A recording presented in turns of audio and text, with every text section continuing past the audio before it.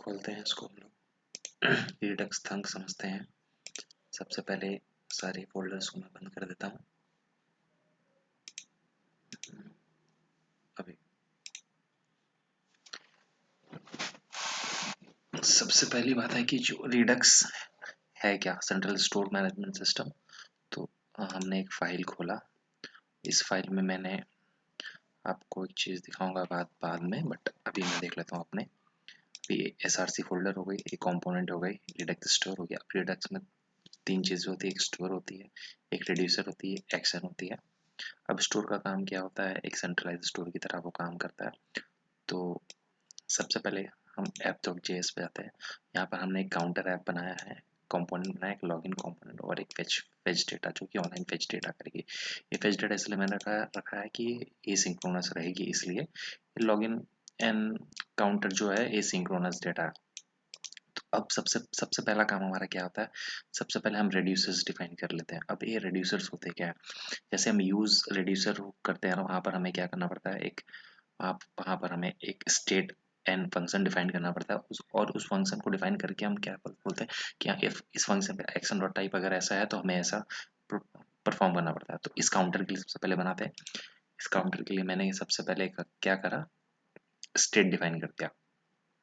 एक फंक्शन यहाँ पर एक फंक्शन डिफाइन करते हैं। जैसे यूज रिड्यूसर पे एक फंक्शन है तो ये भी हमारा एक फंक्शन ही रहेगा। जैसे काउंट रिड्यूसर मैंने एक फंक्शन बनाया, देख सकते हैं आप, फंक्शन काउंट रिड्यूसर। और इसमें हमें दो चीज लेता है, एक स्टेट लेता है और एक एक्शन लेता है। स्टेट क्या होता है, जो हमारा इनिशियल जो हमें data storage as a storage type होता है वो मुझे डिफाइन करते हैं यहाँ पर। और जो एक्शन होता है, अब एक एक्शन क्या बताएगा हमें कि किस एक्शन के टाइप पर हमें क्या फंक्शन फॉलो करना है, मतलब हमें क्या स्टेट के साथ कैसे अपडेट करना है या समथिंग। ठीक है। अभी ये तो जैसे हम लोग करते हैं, ये सिंपल सा बात है। अब हमने रेड्यूसर बना दिया। अब इस रेड्यूसर को ये जो ट्रिगर करेगा, कौन करेगा, ट्रिगर एक्शन करेगा। अब उसके लिए हमने एक एक्शन फोल्डर बनाया है। अब इस काउंटर के एक्शन के लिए जाया जाता है, इस काउंटर के एक्शन के लिए यहाँ पर। अब हमने क्या किया है, अगर इस ये डिस्पैचर है, ठीक है, ये डिस्पैच करेगा। जब भी अगर हम इसे डिस्पैच करेंगे तो ये जो टाइप ऑब्जेक्ट है ये डिस्पैच होगा किसे, हमें रिड्यूसर को। अगर डिक्रीज को कॉल करा तो ये जो टाइप है, ये जो ऑब्जेक्ट टाइप है ये हमें मिलेगा। और ये इनकॉर्पोरेशन है, ये क्या है, ये जो विद प्राइस विद पेलोड के साथ है। ठीक है।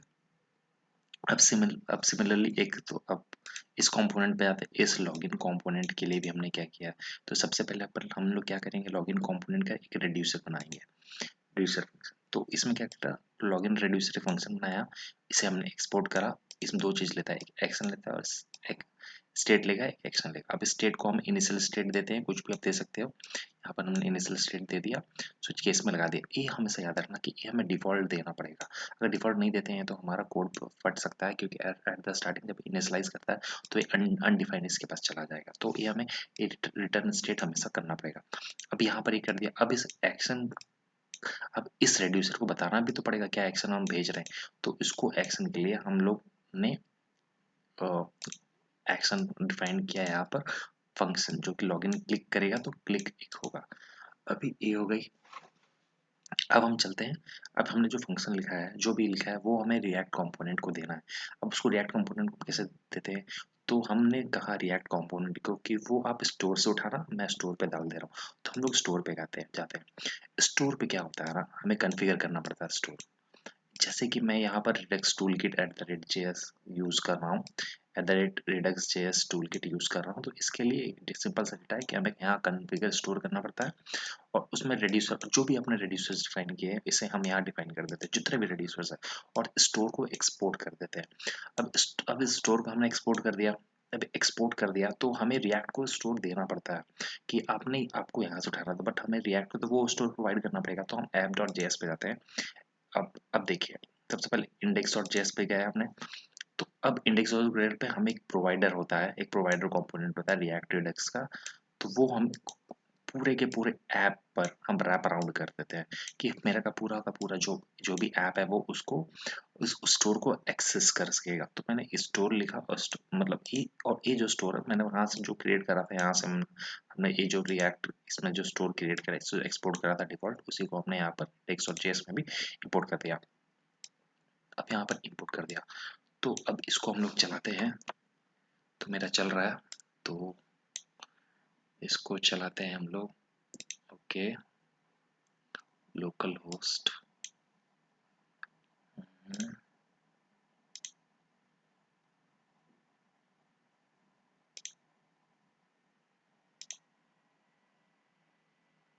अच्छा इसको हम अभी नहीं देखते, ये जो फेच डेटा है इसको हम अभी नहीं देखते। ठीक है, अब इस कंपोनेंट को मैं दिखाता हूँ। इस कंपोनेंट को मैंने डिजाइन क्या करा। अब एक्शन में समझ गया, स्टोर समझ गया मैंने। अब इस कंपोनेंट पे आते हैं। सबसे पहले एक लॉगिन कॉम, देखिए पहले हमने यहाँ पर app.js में क्या करा था, एक काउंटर को अपडेट कराया, मतलब एक काउंटर कंपोनेंट को लोड करा। जो एक काउंटर है कंपोनेंट मेरा, ये लॉगिन डेटा कंपोनेंट है, ये लॉगिन कंपोनेंट है, और एक फेच डेटा कंपोनेंट है, जो कि मैं इसके बारे में लास्ट में बात करूंगा। तो अभी हम इसके बारे में बात करते हैं। तो इस कंपोनेंट को हमने क्या करा, देखिए इस कंपोनेंट से अब हम डिस्पैच करा रहे हैं कैसे। अब इस कंपोनेंट को एक्सेस करना है स्टोर। ठीक है, अब हमने स्टोर को पूरे डॉक्यूमेंट नंबर पूरे ऐप में हमने अपने एप्लीकेशन में दे दिया कि कोई भी कंपोनेंट हो वो उसको तो वो उसे एक्सेस कर सकता है। तो इसके लिए अगर किसी भी कंपोनेंट को एक्सेस करना है तो उसे दो चीज चाहिए होगा, एक यूज सेलेक्टर हुक चाहिए होगा और एक यूज डिस्पैच हुक चाहिए होगा। अब यूज सेलेक्टर का काम क्या है, यूज सेलेक्टर उस पर्टिकुलर रेड्यूसर को सेलेक्ट करेगा जिससे हमें डेटा चाहिए। जैसे कि हमने यहाँ पर स्टोर पे 3 रेड्यूसर्स बनाए हैं, मतलब हर एक इंडिविजुअल क्या है, एक अपना ही डेटा स्टोर करके रखा है, मतलब मल्टीपल डेटा कर सकते हैं। तो हमें किस में से डेटा चाहिए, तो वो हम यूज कर रहे हैं यूज सेलेक्टर में। ठीक है, अभी हम काउंटर कंपोनेंट पे जाते हैं। तो सबसे पहले हमने क्या करा, एक काउंट एक यूज सेलेक्टर करा। अब यूज सेलेक्टर की स्टेट क्या है, स्टेट क्या है, इस स्टेट हमें स्टोर दे रहा है, मतलब ये रेफर कर रहा है कि स्टोर है। इस स्टोर के अंदर एक काउंटर रिड्यूसर है, जो कि हम यहाँ आपको दिखा सकते हैं। स्टोर में स्टोर के अंदर एक काउंटर रिड्यूसर्स है। अब इस काउंटर रिड्यूसर पे जैसे गए तो इसका एसेसिबिलिटी मिल गया मुझे। अब इसके अंदर जो जो डेटा है वो अगर मुझे चाहिए तो मैं वैसे फाइंड आउट कर लेता हूँ उसको। ठीक है, जैसे काउंटर रिड्यूसर पर गया, उसके अंदर जो हमने वहाँ डेटा डिफाइन किया जो कि काउंट था, वो अब वो काउंट हो गया। तो इस काउंट पर उस वेब की वैल्यू आ गई। अब हम क्या कर सकते हैं कि यहाँ पर हमने काउंट को डिस्प्ले कर दिया, बट यहाँ पर हमें एक फंक्शनैलिटी भी चाहिए कि जब भी हम क्लिक करें तो वो काउंट डिस्पैच हो।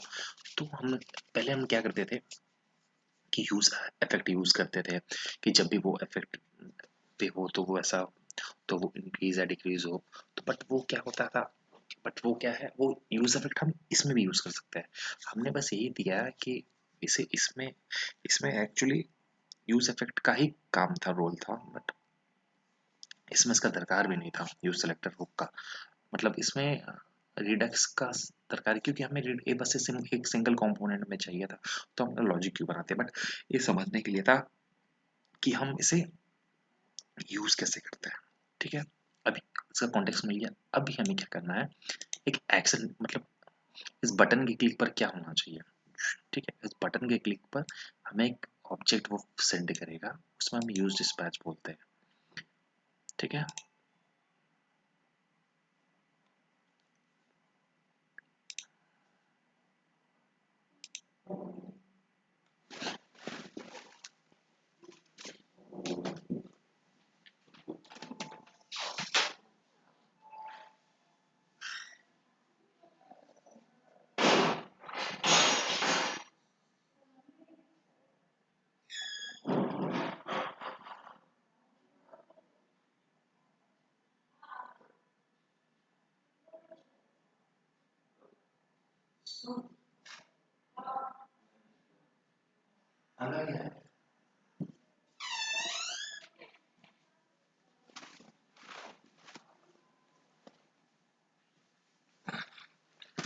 ठीक है, अभी हमने क्या करना है, जब भी अगर हम कुछ क्लिक करें, जैसे हमने क्लिक करा तो उसे वो अपडेट या कुछ भी हमें केस करना है वो हमारे लॉजिक के अकॉर्डिंगली होता है, जो लॉजिक हमने एक्शंस में लिखा है।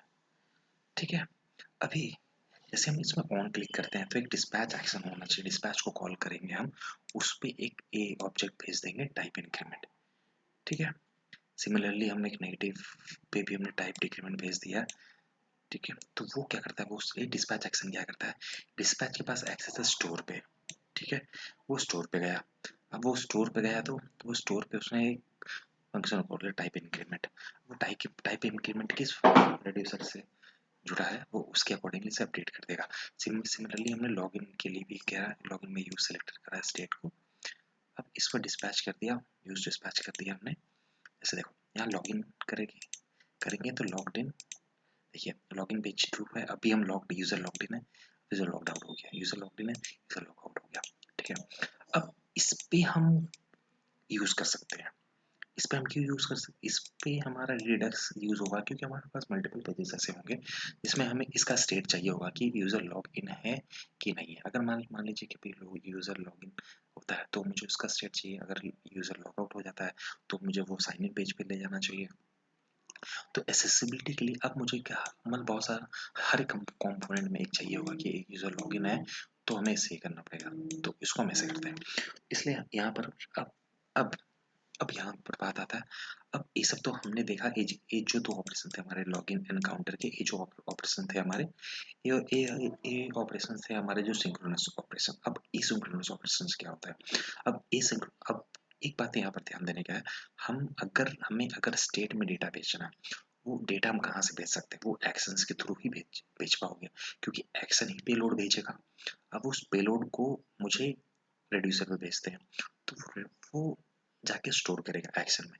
तो हम क्या करते हैं, देखिए अब यहाँ आता है फेच डेटा का काम, फेच कंपोनेंट, ये तो कंपोनेंट की बात है, ठीक है। अब यहाँ आते हैं हम रेड्यूसर में, अब फेच रेड्यूसर की बात करते हैं।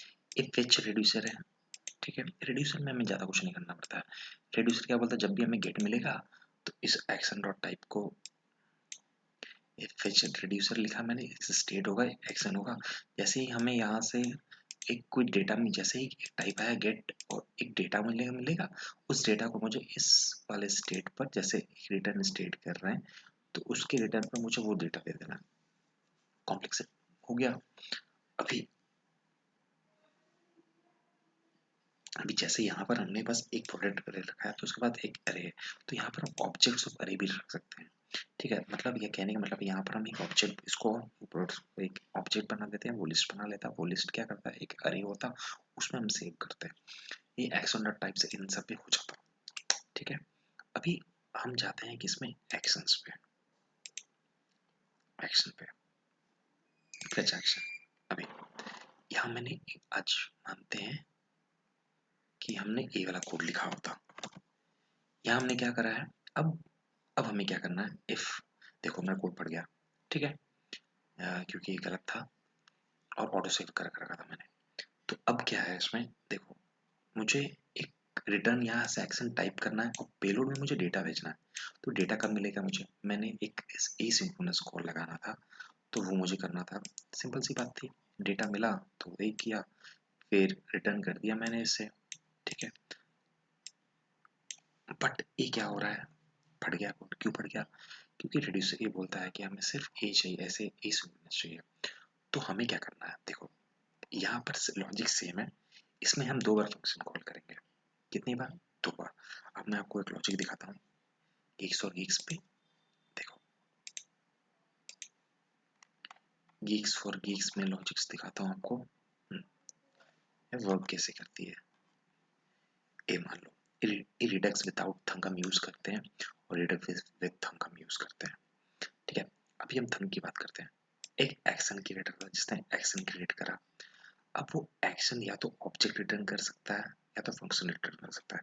ऑब्जेक्ट कब रिटर्न कर रहा था, जब हमने प्लेन जैसे जब काउंटर लॉगिन का देखा था, वो बस एक टाइप ऑब्जेक्ट रिटर्न कर रहा था, ठीक है। अब हमें क्या करना, अगर वो टाइप सिर्फ ऑब्जेक्ट रिटर्न कर रहा है तो अगर वो इस उदाहरण से फट गया, बट अब हमें क्या करना है, उसकी जगह एक फंक्शन रिटर्न करना है। तो डिस्पैच के पास गया, डिस्पैच के बाद वो रिडक्स थंब पे जाता है, एक मिडल वेयर यूज करते हैं रेड्यूसर और डिस्पैच के बीच में एक रिडक्स थंब होता है। वो रिडक्स थंब देखता है कि हमारा जो डिस्पैच को भेजा गया वो एक फंक्शन आ रहा है, फंक्शन है कि नहीं। अगर वो फंक्शन नहीं नहीं है, तो डायरेक्टली आपको कुछ नहीं करना, उसको रेड्यूसर को पास कर। अगर वो फंक्शन है तो यहाँ पर वो होल्ड करता है कि आप एक काम करो, आप एक डेटा कॉल करो, आप जो भी है उसमें वो जो भी वर्क करना है वो करो, उसके बाद आप डिस्पैच करना, डिस्पैच को फिर उससे कॉल करना। उसने कुछ एसिंक्रोनस कॉल करा, उसने फिर डिस्पैच को कॉल करा, फिर उसके बाद डिस्पैच भेज दिया, फिर आप डिस्पैच नहीं भेजा, अब जो डिस्पैच है, अब वो डिस्पैच क्या है, अब फंक्शन है, अब वो नॉर्मल है, तो रेड्यूसर के पास मिल गया। तो यहाँ पर एक साइकिल बना देता है, एक साइकिल बनाने का यही काम करता है रेडक्स थंक। ठीक है, अभी तो हमारे इसमें क्या हो रहा है, अभी हम यहाँ जाते हैं फेच डेटा, देखिए वो क्या रहा है, रिएक्ट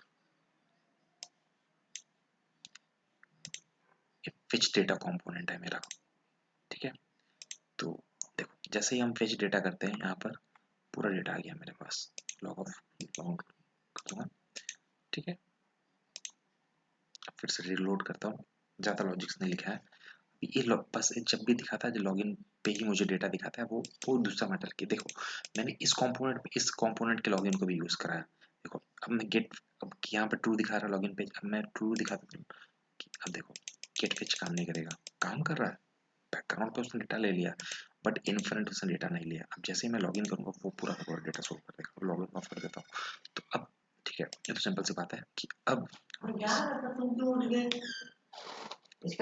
चुप रहो, चुप रहो। अब क्या कर रहे हैं इसमें फेच डेटा, इसमें गेट डेटा में देखो हम क्या करेंगे, अभी जाते हैं कंपोनेंट पे, जाते हैं फेच डेटा। कंपोनेंट पे दो बताया था मैंने, कंपोनेंट पे दो चीजें, यूज डिस्पैच और यूज सेलेक्टर। ठीक है, ये तो हो गया। अभी यूज सेलेक्टर क्या है, मैं इस यूज सेलेक्टर को मैं कहीं भी यूज कर सकता हूँ। इस एक्चुअली मैंने इस डेटा को कहीं कहीं भी ले सकता था। तो अब यूज डिस्पैच में ना एक क्लिक करा मैंने, ये क्या करता है, इस बटन क्लिक पर एक एक्शन डिस्पैच करता है, डिस्पैच को कॉल करा इसने। देखो डिस्पैच को यहाँ कॉल करा इसने, हाँ कि ना, डिस्पैच करा गेट डेटा एक्स। अब मैं एक्शंस पे जाऊंगा, फेच डेटा, इस डेटा गेट डेटा एक्शन को कॉल करा। अब ये ऑब्जेक्ट ने मुझे फंक्शन रिटर्न कर रहा है, फंक्शन रिटर्न करा। अब ये फंक्शन क्या है, हमारा डिस्पैच को रिटर्न हुआ। अब वो यहाँ पर रिडक्स थंक आ जाता है। अब वो क्या करेगा, इसे एसिंक्रोनसली चलाएगा, डिस्पैच और ए लेता है दो कीवर्ड, एक डिस्पैच और एक गेट स्टेट। ठीक है, अब इसने डिस्पैच करा, गेट रिस्पॉन्स किया, अब ये एसिंक्रोनस कॉल हो गया। अब उसके बाद वो फिर डिस्पैच कर रहा, अब ई फंक्शन यहाँ से डिस्पैच हो रहा है, माइंडेड, इसने यहाँ से डिस्पैच करा, जैसे ही डिस्पैच करा, देखो हमें यही करना था ना, यहाँ से ये भेजना, डेटा भेजना था, वही हम यहाँ भी कर रहे थे, डेटा भेज रहे थे। तो अब हमारा क्या हो गया, एक कन्वर्ट हो गया हमारा एसिंक्रोनस थंक में। तो कुछ नहीं करना है, किसी भी से एसिंक्रोनस को करना है तो हम ये कहाँ से कर रहे हैं, एक्शन से कर रहे हैं। अब उस एक्शंस में क्या करना होता है कि वो एक एसिंक्रोनस फंक्शन रिटर्न कर दे, और वो एसिंक्रोनस से डिस्पैच लेता हो और एक गेट स्टेट लेता हो। उसके बाद वो उसके जो डिस्पैच कर रहे हैं, तो पहले हम यहाँ से रिटर्न कर रहे थे, देखो पहले हम लोग क्या करते थे, यहाँ पर रिटर्न करते थे। अब कुछ नहीं करना है, वो रिटर्न की जगह वो डिस्पैच करेगा, अब वो डिस्पैच करेगा फिर से, क्योंकि हमने फिर से डिस्पैच, क्योंकि हम फिर से यहाँ पर हमने बताया था, जैसे यहाँ पर हम फिर से डिस्पैच को कॉल कर रहे हैं, एक काम हो गया मेरा, फिर हमने डिस्पैच किया, उसके बाद वो डिस्पैच एक्शन हो गया। तो यही एक सिंपल लॉजिक है। होप कि ये आपको अच्छा लगे, समझ आया हो। बस एक जनरल अंडरस्टैंडिंग था जिसको मैंने बहुत देर बाद ही समझा था, with physical sum or everything. So hope this will help you a lot.